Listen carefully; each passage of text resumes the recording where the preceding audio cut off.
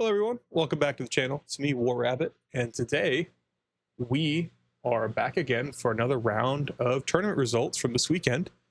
And yeah, it's a little bit of a hold up, 17th tournament. It's a little bit of a smaller weekend from what I've seen. I think it's either the larger tournament, the larger tournaments or team tournaments. So if you want to look at their list, they're there. But let's start with the first tournament this week. It is a North Star Open, and I believe you have 54 players. Not that many above 50 tournaments. I don't know Necrons, so I can't really go over the first place for Devon Orchard. But I was kind of just going here to talk about that. You see, we got a Death Guard and a Chaos Knights player. I'm just kind of going over the changes. I already made a video on it, but I guess this is how it kind of shows like directly what's going to be affected here. So this gentleman, Jay Salaw, if that's how you pronounce it. Hope I didn't butcher your name too badly. We're doing a Champions of Contagion, which is a little different from your normal, where is it? From your normal Mortarian's Hammer. It's the one that you can do, has pretty good usage of like Plague Marines and stuff. So you're gonna get a Biologist Putrefier. One of them has the final ingredient. I believe that's the only, it's the only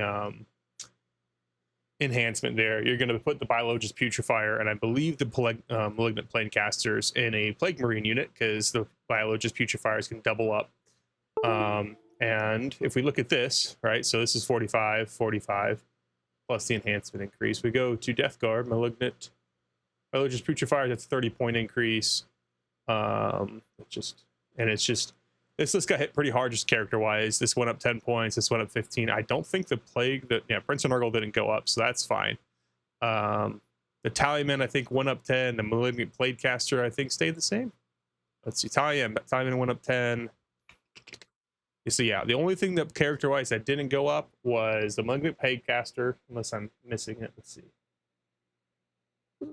Nope, there he is. Same points. And the Demon Prince of Nurgle, they're okay, like they're still doing it. The Malignant Plaguecaster can join a Poxwater unit or Plague Marines, and he's going to give sustain hits to Inflicted, and then he's got a little bit of movement denial if you hit him with his Flamer. So that's a big hit into that. Biologist Putrefiers, they're just there to just contagion stuff. They do a lot. They got the hyper lethal, hyper blight grenades, stuff like that. They have grenades, they have plague knives, and they get lethal hits. And it's critical hits of 5, so that's really good. And then you still every time it's 5 melee attacks, it's just gonna be melee Plague Marines. So you're just gonna run in with your big super squads of Plague Marines, similar like a Rubric squad from like Thousand Suns, but without the flamers, but more of the melee punch. Lords of Contagion, they're still gonna go in Death Shroud. So you get on here, Plague Marines weren't touched, and you got 2 rhinos to transport them. So it's just a pretty hefty like swing, because you're looking at like a 50-point, almost 100-point increase just on the characters alone, because that's 10, I think 20 on the Lord of Contagion, right? It went up 10, yeah, so that's 20 points, so that's 30 points, that's 60 points, right, because they went up 15. Yeah, I wonder why they hit the Biologist Putrefier harder, because yeah, it's the one that it's like the main buffing aspect of the Plague Marine combo, but like, yeah, that's 60 points in characters alone, and then he's taking 2 bricks of that, so that's another, I believe, 40 points, because the Death Shrouds went up 20 points each. Let's see why. Death Shroud, yeah, 20 points each, so they are really big boys. That's 100 points, another 10, 20, 30, and then I think that is 45, so that's about, what, 200 points right there they went up on this list. So, yeah, it got hit pretty hard. You're probably losing. Probably not dropping you're probably dropping, like, this guy, or maybe even changing out the Death Shroud Terminators for something else. I don't know what you dropped from this. I think this list might be dead. But, like, the Mortarian's Hammer list, where you just go 3 Lords of Contagion, 2 Lords of Contagion, Lord of Virulence, 3 Death Shroud Terminators, max out your Feta Bloat drones, get your 3 Poxwalkers, you get the Mephitic Blight Haulers, maybe you have some more for just normal bloat drones with the lawnmowers, and you get like two Plague Burst Crawlers or even a Knight. you'd probably just drop the Plague Burst Crawler, or you drop the Knight and then have like 100 points left over to do something else, right? So this kind of list, this got hit pretty hard. You got 5 extra points there, so you probably just drop something. I don't know what you drop, but I think this list could still work. But yeah, it's got gutted. You're never going to see something like this again, at least at this size. It's just good on Games Workshop for nerfing these points. You also got the new kid on the block being Black Templars, but we'll get to them in a second. Now he was 3rd place. This is 4th place, Cody Disterhaupt. Let's call him Cody. He's Chaos Knight, same thing. This guy, he went all in on so his list is a little different. It's not a Knight Tyrant. Oh gosh. So he had 4 big knights, and I believe the Tyrant is the T12, because he looks like a Wartborn Stalker. So that got up. So this list going up like 200 points. So you're probably losing if you'd probably drop one of these knights. You probably drop the Tyrant down, right? Because I think this Tyrant's kind of like acting like almost the Canis Rex, sort of, but not really. He's just like this big, beefy, like 400 something point model. I think that's now with the increase. Let's roll over to Chaos Knights up here, right? So Knight Tyrant went up, right? Or is he fine? Nope, he went 15 points, and then that. So that's 30 points alone on that. He's a big boy. He's a really big boy now. Yeah, this type of list you're never gonna see again. You got that. So Sarasis went up. So like this, I think the most you're gonna be able to consistently get out of knights is potentially 3 big knights if you want allies, and if you want anything else, like if you just do 4, like if you drop this Knight Tyrant, right, you still have 4 big knights and probably 200 extra points left over, math wise, because I think that's like a 30 point increase. 30 point, that's 90. So I think that's like a 30, it's almost a 200 point, maybe quick maths off the top of my head, minimum of increase. So you just drop like the Tyrant and then swap him out for something else. But he looks like he's part of the core of the list because he's the big shooting centerpiece. You'd probably drop like the Abominant or something, because it is what it is. Yeah, these types of lists, it's good that they're getting completely stomped into the dirt, to be honest. Not really stomped, like you can just drop you drop one of these knights and you have like 100 points more of Nurgle demon allies, which is still pretty good, to be honest. I don't think that, again, like for like Death Guard, if you watch the video I made on the changes, like Death Guard and Knights, I don't think they got completely shunted into hell, just sent down to the 9th layer to be locked there for eternity. No, I think they went from like a average 60% win rate to probably a 50, and that's really good on Games Workshop's end, because I think after Orks they learned to not just curb stomp the top playing army. So we are moving now to the Denver Fight Club August Open. I believe the first list. Yep. Nope. Hold up. Let's do the Black Templars first. So yeah, first place, Ben Neal, the new Black Templars. He went 6-0, undefeated. Second place we're going to go over as well. And then we got Imperial Knights to talk about their changes. So this is the new Codex with the new Black Templars, more specifically the Codex supplement. So the little tiny guy. They're obviously, from the Codex, from what I've seen, the actual detachments out of the Codex aren't too good. I think it's the one, it's like the Godhammer Strike Force or whatever. I don't remember the name. I don't have the Codex myself, so I've just been going off of leaks and whatnot. But yeah, the Codex there, I've seen some of the leaks and some of like the Auspectaxis video that goes like data sheet by data sheet and all that. So you're going to be running obviously, because you're Black Templars, you're getting Black Templar vows instead of Oath of Moment. And effectively, there's only one useful vow, and that's the +1 to wound if their toughness is equal to or greater than your strength. So Captain Gravis armor, it's in Gladius, so you know what you're doing. You're going to have this basically pseudo Smash Captain with this Power Fist and Gravis armor, Gathard Fist or armor. He's just going to be super tanky, do a lot of damage. You got a Castellan, Chaplain Grimaldus, and then you have an Emperor's Champion here with Honor Vehement.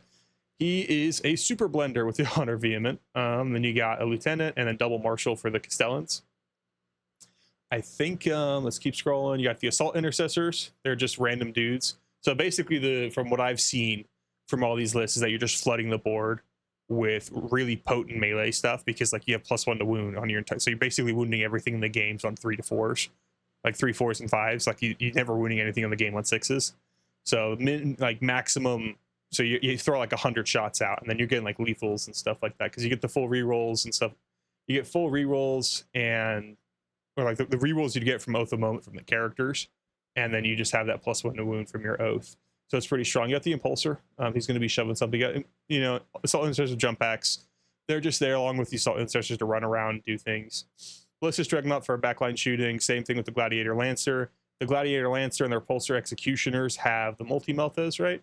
Because they're the Black Templar version. So they're just objectively better. They changed the Repulsor Executioners ability to, instead of like you do more damage to like full health, I think, or like it's either weakened. No, Ballistus is full health. Repulsor is less than half. They change it to just be if you're within, I think if you're within a certain range of a Black Templar unit, they get a covering fire and they get better shooting because of that. Scout Squad. Here come the Sword Brethren that you're shoving. They're 4-man Sword Brethren squad, so they can fit into the Impulsor. Impulsors, and I think you can shove them in the Repulsors as well. So yeah, you got them. You're gonna slam dunk the Castellan and the Marshal. This type of list is pretty on the nose, like Hero Hammer type of deal, like the Chaplain Grimaldus being there. I think he's on his own. He might be attaching to something. Same with that. Hold up. I think if I remember correctly, they can talk. I'm pretty sure those guys can attach to Assault Intercessors. Let's see, because I know Wapedia hasn't updated. They haven't updated the site yet for the whole Black Templar thing, but because I know they changed everything. Like High Marshal Helbrecht isn't super duper good right now. Sorry for the flashbang. Let's wait for that to load. Not loaded yet. No, you don't get that. Okay, so let's go, because pretty much outside of what they can, everything's the same with what they can attach to and whatnot, from my understanding. It's just their abilities are a little different. Like you still get the lethal hits, you can still double up. So yeah, they can join Assault Intercessor squads. So you throw the Castellans and all that into the Assault Intercessor squads, and they'll be able to join the Marshal. And then you put the Emperor's Champion with the Sword Brethren, right? He's completely different now. He became like just a dude that's pretty good to like one of the best combat characters in the game. He's kind of like that new Leagues of Votank guy, but you're throwing him into one of the Sword Brethren and Honor Vehement and so forth. It's a really new type of list. It's going to be popping up, especially like Death Guard being like the kind of like midfield backline army that you can shoot through. This is going to be just hard. This is gonna be a midfield rush army that's with some pretty powerful shooting, because these Repulsor Executioners are nuts. So yeah, that's the one. I think there was a Godhammer list. I don't know if it's in this tournament. Let's see. Is there a Godhammer list? Nope, not in, at least here. I remember I saw a Godhammer list that did pretty okay. It wasn't like super amazing, but it had a Land Raider. I think it was either the Crusader, because they get Scout in that detachment. But yeah, it's going. This is going to be the new types of Black Templar list. From what I've been seeing, they're all pretty one-dimensional, because like the only thing that's mildly okay from the supplements, Godhammer, and then Gladius Task Force is just still Gladius Task Force. Yeah. Anyways, let's move on. So we are coming in to the, I believe, 5th place for Andy Schellenbarger. Congratulations from the Under 40K Fight Club. So he is one of the tournament organizers, I assume, or at least he was a part of the team that would normally do it. He's doing 4 big knights and armatures. So all of this went up by a ton. It's about 200 points. So again, it's about 200 points. You're probably either losing a knight and you're swapping it for like another Helverin. So you have 3 knights with Canis Rex and like 2 Atropos, and you probably lose the Errant and you pick up more Helverins. Or you keep these guys and you drop 2 Helverins. Probably don't want to do that. That's probably not a good idea. But yeah, so you're averaging, instead of going 4 knights and 3 Helverins, give or take, or 4 knights and 2 Helverins, depending on what knight you take. I think the Canis double Atropos is probably going to stay. You just lose the Knight Errant, and then you have just enough points to pick up a Helverin. Other than that, again, these knights lists, they got hit pretty hard. 200 points isn't nothing to scoff at. It's 10% of your army, so they got an overall 10% point increase on these stuff. And Death Guard, both flavors of Knights going to be that way. I think the actual balanced data slate is going to be coming in the next couple of weeks. So we'll see what's happening there. I have there were some leaks on Reddit. I don't know the veracity of it, but like Necrons are getting a slight buff. I think Eldar are getting neutral. Drukhari are getting a slight points nerf. World Eaters are getting buffs and nerfs. Tau is not getting touched. T-Suns, Blood Angels, and I forget what it was. There's another one. It was part of the video I had that I made this week about the update. But yeah, it's just minor changes. I don't think it's going to be super big. I doubt there's going to be, like, for Knights and Death Guard, there should not be any rules changes. I think their rules are fine. It's just their points were issues.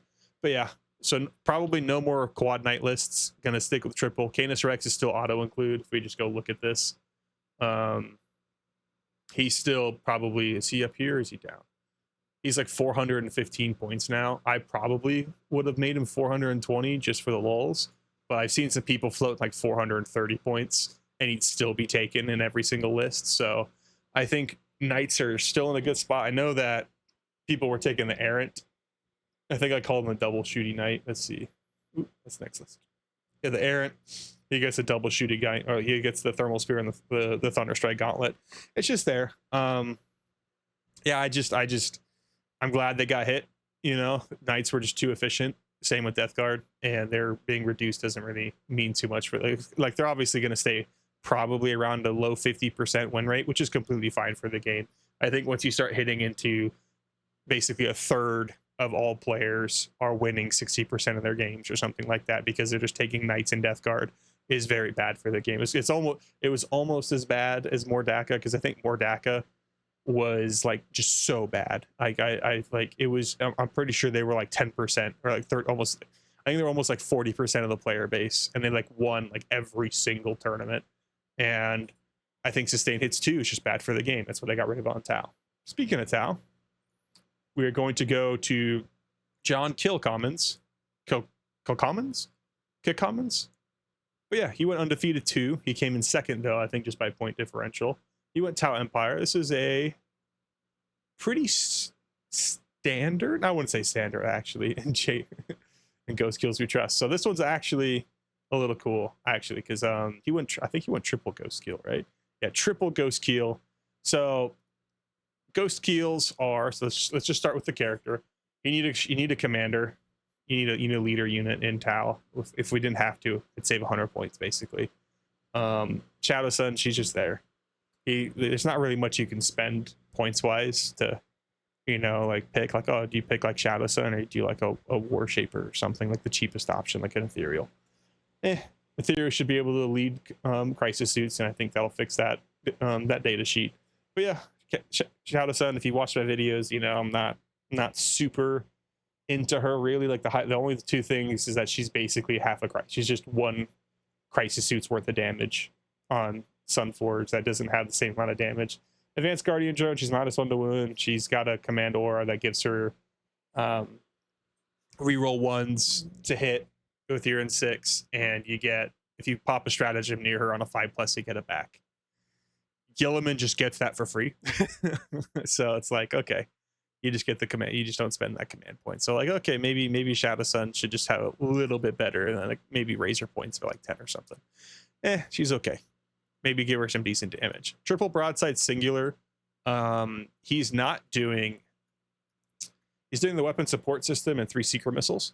He didn't do smart missile systems, which I actually think are really good in Aux Cadre, especially when they're being guided, because you get Ignor's cover. So you're actually still getting that AP1 missile shot, because so like if you're shooting in Terminators into if you're shooting Terminators while have Shadow Sun next to the broadsides, and you like guide a Terminator squad, like it's not actually gonna be Terminator, it's a 2-up save squad, like say a Custodes or something, and you have Aux Cadre, you run your Vespid up, your T5 missiles are AP1, they can save on 3, got full rerolls to wound because of their twin league missiles, and they will chip, you know, like I think it's 3 shots each, so it's like, okay, and they get the missile drones, they don't do anything, because weapon support system ignores the penalties that so they're always hitting on, I think, a 4 no matter what. They just ignore the minus, so it doesn't really matter too much, but the guiding just gets rid of their cover basically.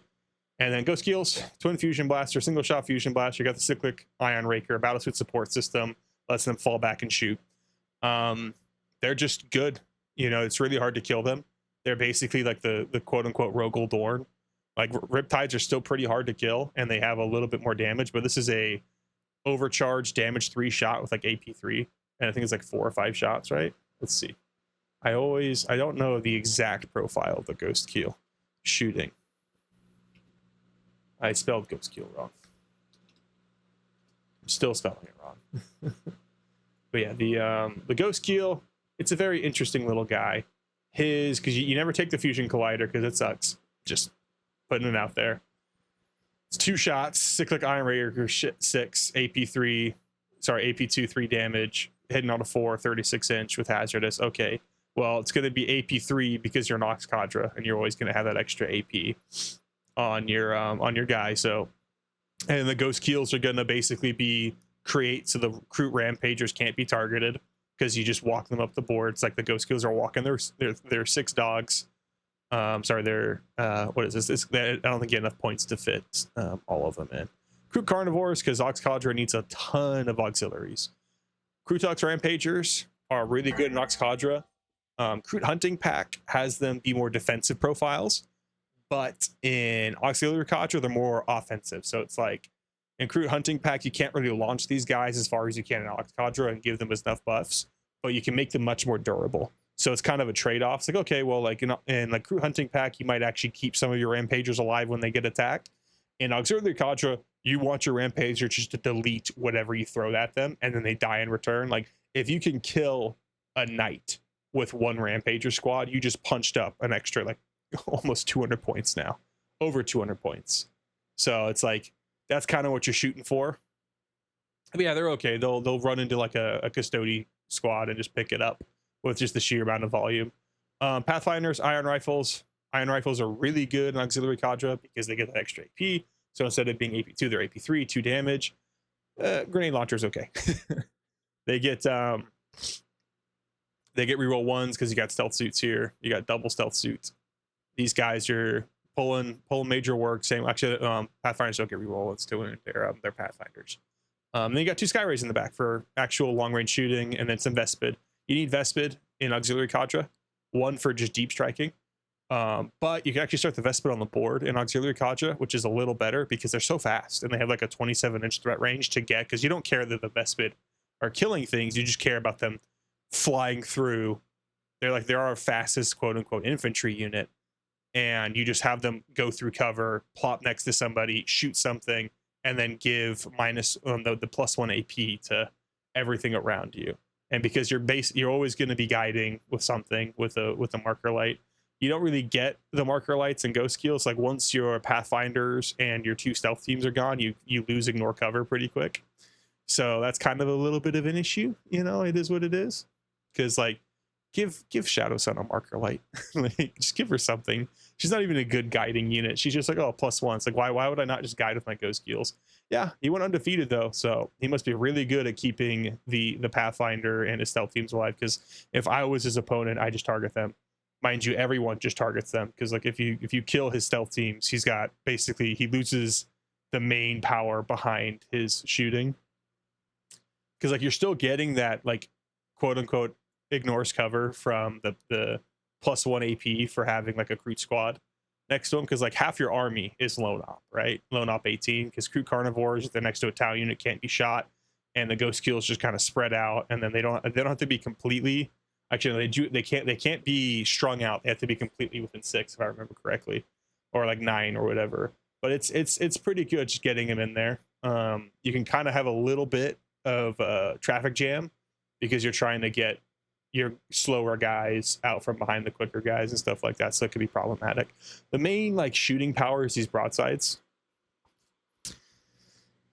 Heavy rail rifles are okay because like they're not really like quote getting the benefit quote unquote of the extra AP, because like the heavy rail rifles are like AP4. It's like, okay, you're AP5, Okay, everything with a 2-up save in the game already has a 4-up, at least a 5-up invulnerable, so it doesn't matter. So like, okay, you're shooting something into cover's not going to happen. 9 times out of 10, you're already punching straight through unless they have an invuln save, and like everyone and their mama right now has an invuln save. Yeah, the weapon support system's like the main thing because you want to ignore the minuses to hit. So yeah, it's a good list. I liked it. It's definitely Auxiliary Cadre is definitely one of the harder lists right now because when it first came out, it was probably up there. I didn't like it too much. I still don't really like it because you're just spending so many points on stuff that isn't doing anything. Like if I want to take Kroot Rampagers, I'll take Kroot Rampagers in a Kroot list, and that's kind of what this next list is going to be. It's going to be Randy Burgum from the Ragnarok GT. He's from Valkyrie Wargaming, and he went undefeated. And then we got, oh, look at this T-Sons list. Actually, hold up. I want to see this Imperial Agents list. Look at this dude. Hold up. We'll get him next. So he got first place. I believe this event is 74 players, and I forgot to say how many players at Denver GT was. 82. So these are like the 3 largest tournaments from the weekend that weren't team tournaments. But yeah, so this one is Kroot Appreciation Day. So hello everyone, we're on an all Kroot list. Flesh Shaper, Lone Spear, Trail Shaper, War Shaper, Root Carved Weapon on that War Shaper, so he can just, waste points and do something with them. He's not he's not gonna kill anything like meaningful. He'll clear some chaff on his own, but it's just him. It's not the whole unit. So like, if Root Carved Weapons gave your entire Kroot squad more damage, that would mean something. Flesh Shapers are the ones that give you the Feel No Pain. Trail Shaper lets you redeploy Nomadic Hunter, I believe. Let's see. Tau Empire. Kroot Hunting Pack. I always forget what Nomadic Hunter does. Yep. 3. While the player's leading unit at 3. Oh, it's pretty good.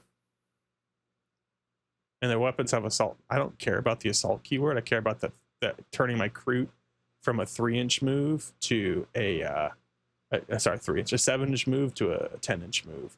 So let's go to the Trail Shaper. He should have the redeploy, and he has Kroot Ambush. If you can, because the thing about Kroot Ambush is that it is after both armies have deployed, you can redeploy, and that's actually really good. That is a normally most redeploys are before the first battle round type of deal. This is before the first battle round. Normally when you fully deploy, I was wrong. I tongue-tied myself. It's after you deploy, not who goes first, so it's not as good as I was thinking. It seemed out to be. My bad. Man, Scout 7 Infiltrators, like Jesus Christ. These are such good, like you think it sounds so good, and then it's just on Kroot. It's like, oh yeah, no wonder. But yeah, so he's just Kroot Ambush. He can fall back once a turn. And if you go over to Flesh Shaper, he's just the one that gives Feel No Pain, which is insanely good for specifically for these big Kroot blobs that you're getting, because they are the staying power and they don't really want to die. So I think it sustains, and you get the Feel No Pain, and you get a 6-up Feel No Pain, and if you kill something, you get a 5-up.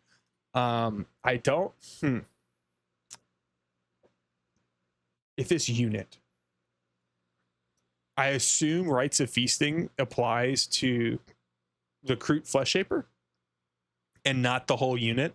So like if you lose that 20-man Kroot squad he's attached to, I don't believe you lose.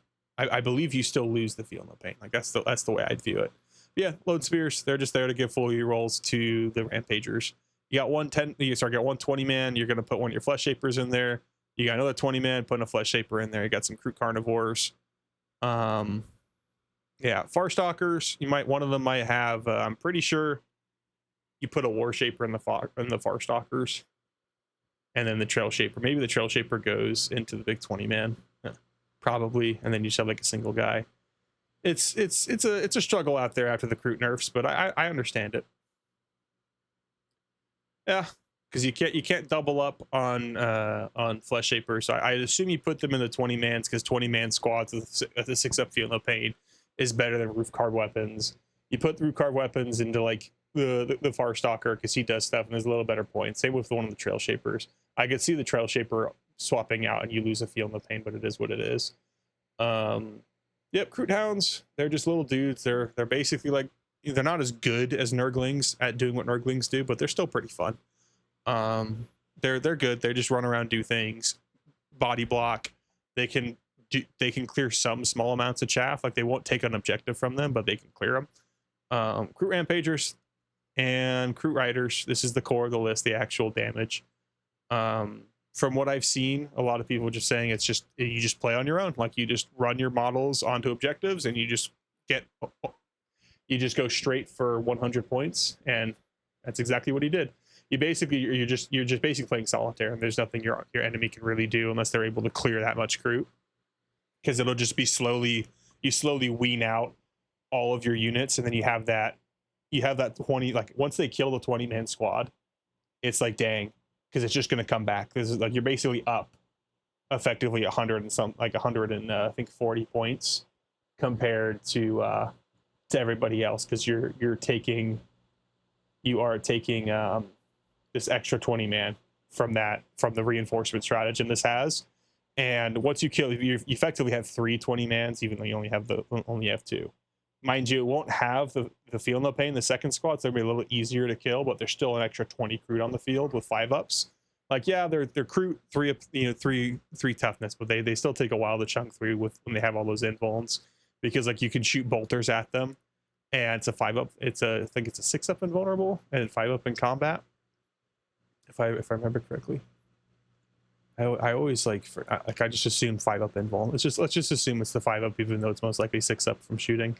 And they got the -1 to hit, so they're annoying. They're very annoying. Characters do nothing. Kalamandra's just there to throw a spear at something and they get full rerolls. But yeah, it's a very dangerous list, because like if you try to like go clear them with like decent chaff clearing stuff, the Rampagers will just pick them up. Like there's like you throw out a trade piece that's there to kill. Like if you put in like let's just hypothetically say you're throwing out like 5 Khorne Berserkers to just rip apart that 20-man Kroot squad in combat, there's a good chance it doesn't die, because like even with that much, strength 4 AP 1 damage, they still have that 5-up invuln, and you should be able to probably chunk out 10 of them. The Kroot Rampage are just going to run up and pick them up if there's anything left, because those Kroot are going to hit pretty hard. You try to throw in like an actual combat, like a unit of Sword Brethren with like an Emperor's Champion, it's just going to get run over by a Kroot Rampager squad. Like it's not even close. Like if you just charge the one Kroot Rampager into him, he can't fight first, and he just loses a Sword Brethren squad. Or you charge in and then he gets fight back, and you might lose a Rampager squad, but you probably are only going to lose like 3 of them, and the remaining 3 you could probably kill that Sword Brethren squad. So it's just going to be that way from now. I think it's the best way to run Tau, and you can kind of tell, because it's just every single Kroot hunting pack list, it either gets like 100 points or gets 75. So you have to like reliably stop him from getting 100, and you can't really do anything because there's just so much Kroot on the table. That's why I've always kind of said I think Tau are either going to be left alone or they're going to see some minor nerfs. T-Sun list, this got hit. It might get hit. If it has Magnus in it. So the leaks are saying this entire core of characters goes up, and it's probably going to be like a 100-point increase for this list. So if you're a Thousand Suns player, just letting you know, the leaks are saying you guys are getting a little tiny hit. Let's go check out this guy. I know absolutely nothing about agents. Gladius, Watch Captain, Navigator, Rogue Trader Entourage, Watchmaster. So he's got Death Watch. He's got the Gladius for uppy downy shenanigans and just being a general nuisance, because she is a very strong character. I don't know what he does. I think he's just a little bit better than a Watchmaster. He's just a slightly better Watchmaster. Let's find out. Because the new not new, because he's Imperial Agents. Oh. Huh. What does that do? There we go. Why is he not showing up? I'm sorry. I'm just like always flying the seat of my pants here. Ooh, here we go. Let's get to that one. So yeah, these are going Rogue Trader, Entourage. Does he? Yeah, he has a Rogue Trader in it. Navigator is going to be there. Clandestine Orb. He should be Strike Force in the Imperialis fleet. So it's just a lot of just these Death Watch are the actual core of the list. They're gonna be things killing things. They don't do much, but they kill something. And you got the Imperial Navy Breachers. They're fighting for their lives. They're just gonna die, but it is what it is. Same thing with the Subductors. Subductor squads, they're actually kind of decent. Like, they're tanky enough. They're kind of like the Kroot hunting, like the 20-man Kroot squads, where they're just like extremely durable. And you got the rhinos for some of them, and you got Canis Rex. That's why he did so well. It was just, here's all the ablative wounds for Canis Rex. So yeah, unfortunately, how many points is this list? Ooh, on the nose. Angel and a scholar. So yeah, unfortunately, yeah, just looking at this list, because it looks like the standard Imperialis fleet, and then instead of just taking more garbage Imperial Agents characters, he just decided, yeah, we're just gonna take the best character in the game right now and just shove them into my list. And it worked. It did pretty well. I'm so like, these Deathwatch kill teams are very strong, you know, like they're even better in Space Marines, but in Imperialis fleet, they're okay. Subductor squads, you just kind of start them and they just go do things. The same thing with the Breachers. They're just a little hard to kill. They're not amazingly difficult to kill. They just exist. Okay, what does the watch? Because the watch, oh gosh, no, because he's different. They're different in Imperial Agents. Oh gosh, they're like never. This guy probably gave the Imperial Agents like a 60% win rate for this week. Imperialis fleet. Yeah, this is the one. If they had an actual army roll, that'd be pretty nice. Eliminate at all costs. Yep, you can add one to the hit roll every single time. Acquire at all costs, you pick one. 5 up invuln and OC1, you're just going to take eliminated at all costs. Clandestine operative, and what was this? The orb? Yeah, this guy. Oh, and you can just give. I don't even think that Navigator joins anything. He might join the random squad, but he's just giving infiltrators to his subductor squads that just kind of exist there. That's at least that's what I would do. They're okay. Like, again, it's Imperial Agents. They're not really an army, to be honest. Like, they are an army, but like, Rogue Trigger Entourage, you're probably throwing him into the Navy Breachers. I don't think he can join anything. I wonder what Artemis does. What does Watchmaster Artemis do? This is like the one thing, because I'm like, I've seen people do it, and I've seen this work. So you're just, he's okay. More anti-infantry shooting in an army that does not need he gives him lethals. Oh, and he comes back up. He's got like a Guardian Spear profile. Kinda. I'm pretty sure like normal Guardian Spears are strength 5. Or strength 6. Yeah, they're not amazing. if you're trying to beat last place and you're betting on Imperial Agents, you're gonna find the guy that picks this one out. You're gonna find a hard time to win. So I'm assuming you just pick these 3 guys right here to be your infiltrator squads. Oh my gosh, let's close out some of these. But yeah, from what I've seen, you're probably, are subductors not battle line? Oh, that's rude. That's so rude. Oh my god. I'm just like, the whole thing is they're just a 4-up invuln with like 11 models, and they just kind of survive. And they can only be led by, Inquisitors. So the where are they? Navy Breachers are what you actually have to do. Ooh. Oh no. Well, I think that's enough for tonight. I'll give it to what was his name again? Matt Stadnick, dude. Good job, man. Good job. You fought, you decided to go up against the Giants, and you walked out of there mildly perturbed. I just want to see what he kind of went up against. Let's see. Did he win that game?